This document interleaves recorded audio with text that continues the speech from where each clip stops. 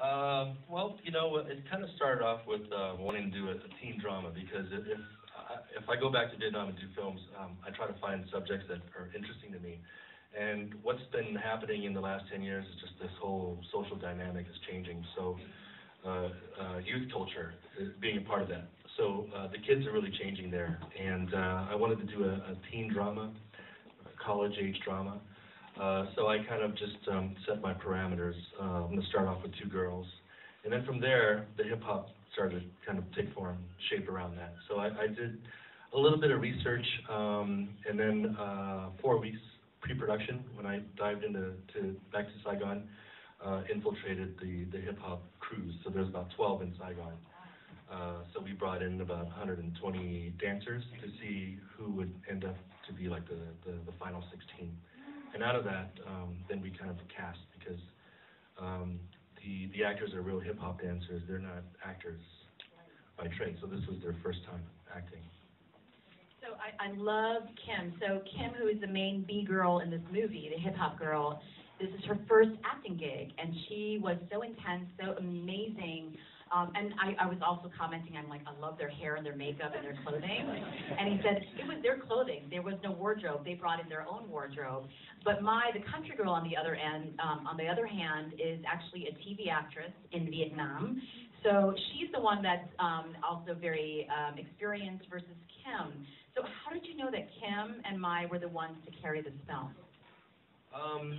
I think that the bigger challenge was to cast a hip hop street dancing female to play Kim, because you can't really train actors on how to hip hop in a span of 4 weeks. It's just just not possible.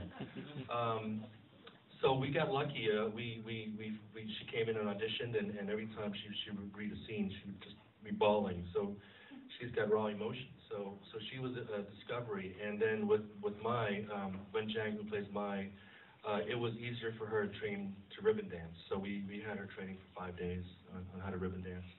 I hope she looks good. She's not supposed to be an Olympian, she's trying to join the dance academy, so she didn't have to be amazing. I thought she did a good job. There's always a story behind the story, and I know that there's probably a lot of film that didn't end up in this final product. So I wanted to ask you, what didn't make it that you wish had made it? And secondly, perhaps tell us what your favorite scene in the movie was. Oh, good questions, Leanne. The script, I think, was 105 pages.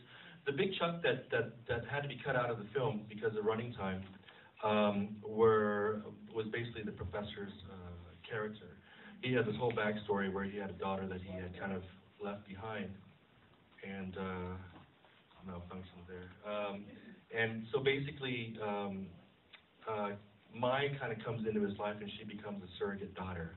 So there was this whole backstory that was basically that we kind of had to excise for the professor and just kind of keep it with the two girls. Right. And then your other question. Favorite scene?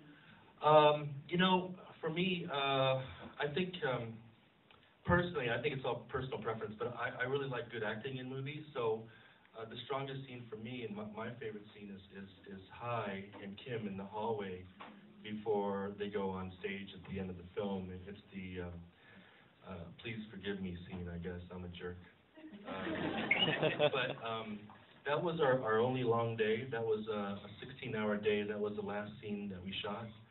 And the whole crew was, it was 6 in the morning, so the whole crew was asleep. So it was just me, the two actors, and the sound guy in that hallway. So there was only 4 of us. And, they were emoted, they were crying. And I heard you were crying. Yeah, I was crying. So the 2 actors are crying, I'm crying. I look over at the sound guy holding the boom mic, and he's crying. So it was a very emotional, and they did it, again and again. I think we did 5 takes on her close-up, 5 takes on his close-up, but every time they were giving it. So that was my favorite scene. That's wonderful. So what would you like for people to walk away with for this film? And also I wanted to ask you, is this film actually made for Vietnamese audiences or for international audiences? Yeah, good question. What was the first one? Oh, well, you know, it's very simple. I think that, well, there's two things. There's a lot of people that don't know that hip-hop actually exists in Vietnam. So I wanted to introduce that to, you know, to an international audience. And then the whole message of dreams and passion with kids who are, you know, I guess underdogs, the underdog triumph, I guess, genre that we're trying to tap into. It's a positive message, and I think that's why, you know, we still have censorship in Vietnam when you're trying to shoot there, but the government saw that this really did have a positive message, so the script was approved. And the second question about the marketing, this film is primarily kind of geared towards a young demographic in Vietnam, with, you know, the hopes that it can cross over. So that's kind of where, you know. And how lucky we are that, when is it actually premiering in Vietnam? It's next week, right? Yeah, this film opens wide in Vietnam next week, so I go on a plane in the morning. And then we'll have our little splashy red carpet premiere there Tuesday night. So then Kim and mine, the rest of the dancers, they'll be there alongside so with. How lucky we are to actually see this film before Vietnam sees this film. We're so incredibly grateful for that. And I'd like to open up any questions to the audience. This is your one time to ask Stephane Dogger a question. You can go ahead and raise your hand if you have any questions. Otherwise, I have, yes, Harlan. I noticed that the film had like a ton of physicality and a lot of motion. So many directors forget that moving pictures is like supposed to be people moving, and I love that. I love it. And I was wondering if you could talk a little bit about how you shot it, how you captured everything. Because I noticed you used a lot of different techniques. What were you trying to get out of different scenes, and how did you use the camera? Okay, cinematography question. The technique is we always shoot two cameras. We shoot on high definition Sonys, so they're smaller cameras. We're able to move fast that way. All the dance stuff is captured with 3 or 4 cameras. The color palette, I think, it's just color. You know, there's color in the wardrobe. There's color in Vietnam, of course. It's an overload of color in Vietnam, especially Saigon. It's a youth film, so I mean, it's just I think there's a lot of color, so we want to kind of accentuate that.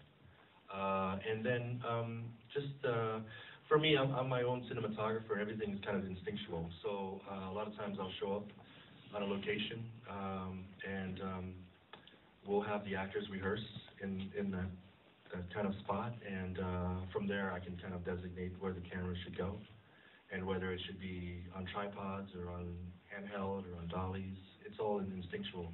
I don't storyboard or pre-plan anything. I kind of just come up with it on the day. Very documentary style almost. Yeah, I mean, it's just kind of, it really is instinctual, you know. Sometimes you show up at a location and you only have half an hour in that location, so you have to shoot handheld, you know, because you don't have the time. Isn't that amazing? He's the director, the writer, and he's a cinematographer. It's just really amazing. We have time for one more question. Yes, sir. I know it was lost in editing, but what did happen to the professor's wife? The professor's wife, well, she passed away. I mean, there was this kind of rumor going around that he had kind of stabbed her 50 times. It's true. But no, she passed away. You know, the audience never really knows. It's just that she's gone. And that is really his past. And in the original script, unfortunately, that was cut off this film, he was writing a last sonata, you know, for his wife, and then he throws away the music sheets at the end when he's kind of moved on and he's kind of accepted. I think there's one more. Okay, yes. I was wondering, I speak Vietnamese here, so when I watch the film, I take it more on the Vietnamese part. So when they, the whole dialect and everything is a little bit more like in-depth and deeper, was it purposely like the subtitle is simpler and not as in-depth, was that done purposely so that it's not too distracting, or? That's a very good question, because when this film is shown for Vietnamese audiences, they'll get a little bit more out of it. So you're right. trilingual actually, but bilingual for this case. So I actually do my own subtitles. And I listen in Vietnamese, and I do the subtitles in English, so I have to think about each audience member. So when I do English subtitles, there's a technique to it to kind of keep it short, so that you're not reading all the time. So we kind of condense subtitles a lot of times on foreign films because of that, and keep it simpler so you can read fast and still be able to watch the people on the screen. We are out of time because we have another screening that's another group of people who are waiting to screen this film. But I have a couple of announcements before you have your final announcement. Yeah. Okay. One, if you want to take a piece of this film home with you, we have 12 of these left. The Saigon Electric T-shirts, which are homage to the Rum DMC T-shirts right outside in the lobby, only $15. And then also, we wanted to give a shout out to Michelle at Fat Restaurant on Convoy. For those of you who have a ticket, you can go by the restaurant and you'll get 10% off your next offer. And I think you wanted to say one last thing? Yeah, I hope that you guys enjoyed the film. This is a festival showcase, but the film will be released to general audiences in the fall. So basically, I believe it's going to be early September. So if you enjoy the film, please follow us on Facebook. Just Saigon Electric on Facebook, just to, I mean, it's good to kind of keep the awareness and support the independent filmmaker. Thanks. We are so excited to. Thank you.